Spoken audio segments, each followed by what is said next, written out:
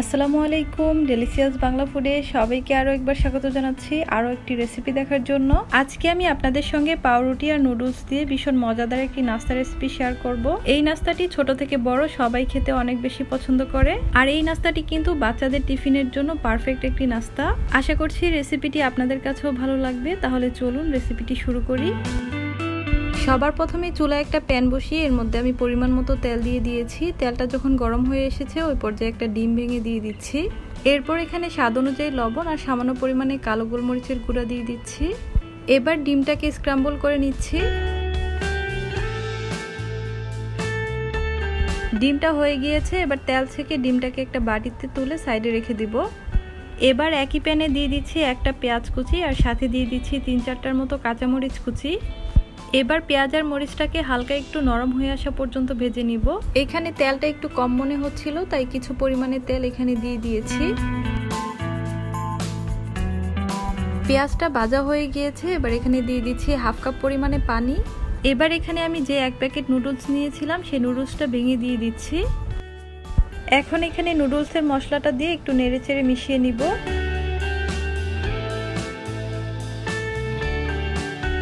এবার ঢাকনা দিয়ে ঢেকে দিব আর চুলার আঁচটা একদম লোতে রাখবো। কিছুক্ষণ পর আমি ঢাকনা তুলে দিয়ে সামান্য পরিমাণে লবণ দিয়ে দিচ্ছি। সামান্য নেড়েচেড়ে দিয়ে আবারও ঢাকনা দিয়ে ঢেকে রান্না করে নিব নুডলসটা একদম সিদ্ধ হয়ে পানিটা শুকিয়ে আসা পর্যন্ত। আরও কিছুক্ষণ পর আমি ঢাকনা তুলে দিচ্ছি আর দেখতেই পাচ্ছেন নুডলসটা কিন্তু এখন একদমই সিদ্ধ হয়ে গিয়েছে আর পানিটাও কিন্তু শুকিয়ে গিয়েছে। এই পর্যায়ে এখানে আমি ভেজে রাখা ডিমগুলো দিয়ে দিচ্ছি আর সাথে কিছু ধনেপাতা কুচি দিয়ে দিচ্ছি। এই পর্যায়ে আপনারা চাইলে এখানে টমেটোর সস, সয়া সস এগুলো ব্যবহার করতে পারেন। এখানে আর আমি কিছুই দিব না। এবার সবকিছু একটু নেড়েচেড়ে মিশিয়ে নিব। আমার নুডলস রান্নাটা কিন্তু এখন হয়ে গিয়েছে। এবার একটা বাটিতে তুলে সাইডে রেখে দিব। এবার এখানে আমি 5-6টার মতো পাউরুটি নিয়ে নিয়েছি। এখানে আমি ছোট যে পাউরুটিগুলো রেগুলার আমরা যে পাউরুটিগুলো খাই সেই পাউরুটিগুলোই নিয়েছি। আপনারা চাইলে এখানে স্যান্ডউইচ ব্রেড নিতে পারেন। ওই পাউরুটিগুলো এই পাউরুটির চাইতে কিন্তু তুলনামূলকভাবে একটু বড় হয়। স্যান্ডউইচ ব্রেডগুলো নিলে নাস্তাগুলো একটু বড় হবে আর দেখতেও কিন্তু সুন্দর লাগবে। তো আমি আজকে এই ছোট পাউরুটিগুলো দিয়ে দেখিয়ে দিব। তো দেখতেই পাচ্ছেন পাউরুটির যে সাইডের ব্রাউন অংশগুলো এগুলো আমি একটু কেটে নিচ্ছি। আর এই যে সাইডের শক্ত ব্রাউন অংশগুলো এগুলো কিন্তু ফেলে দিব না, এগুলো দিয়ে ব্রেড ক্রাম্বস তৈরি করে নিব আর নাস্তা তৈরিতে ব্যবহার করব। আর এখানে আমি একটা পাউরুটির পিস নিয়ে নিয়েছি। এবার এটাকে বেলে একদম পাতলা করে নিব। তো দেখতেই পাচ্ছেন আমি একটা পাউরুটি বেলে নিয়েছি। এভাবে করে সবগুলো পাউরুটি বেলে নিব। সবগুলো পাউরুটি কিন্তু আমি বেলে রেডি করে নিয়েছি। এবার এগুলোকে একটা সাইডে রেখে দিব। এবার একটা মিক্সিং বোলে নিয়ে নিচ্ছি 1/2 কাপ পরিমাণে ময়দা আর দিচ্ছি স্বাদ অনুযায়ী লবণ আর 1/2 চা চামচ পরিমাণ কালো গোলমরিচের গুঁড়া। এবারে শুকনো উপকরণগুলো একটু মিশিয়ে নিয়ে এর মধ্যে দিয়ে দিচ্ছি পানি। এখানে নর্মাল তাপমাত্রায় পানি অল্প অল্প করে দিয়ে মোটামুটি পাতলা একটা ব্যাটার তৈরি করে নিতে হবে। এই ব্যাটারটার পরিবর্তে আপনারা চাইলে একটা ডিম ফেটিয়ে নিতে পারেন। তো দেখতেই পাচ্ছেন আমি একটা পাতলা ব্যাটার তৈরি করে নিয়েছি। এবার এই ব্যাটারটাকে একটা সাইডে রেখে দিচ্ছি। সবকিছু রেডি করে নিয়েছি। এবার নাস্তাগুলো বানিয়ে নিব। যেই পাউরুটিগুলো বেলে রেখেছিলাম সেখান থেকে এক পিস নিয়ে নিয়েছি। এবার এর মাঝখানে আমি কিছু পরিমাণে নুডলস দিয়ে দিচ্ছি। পাউরুটির মাঝ বরাবর নুডলস দিয়ে হাত দিয়ে একটু সেট করে নিয়েছি। এবার পাউরুটির সাইডের অংশে ময়দার যে পাতলা ব্যাটারটা রেডি করে রেখেছিলাম সেটা দিয়ে দিচ্ছি।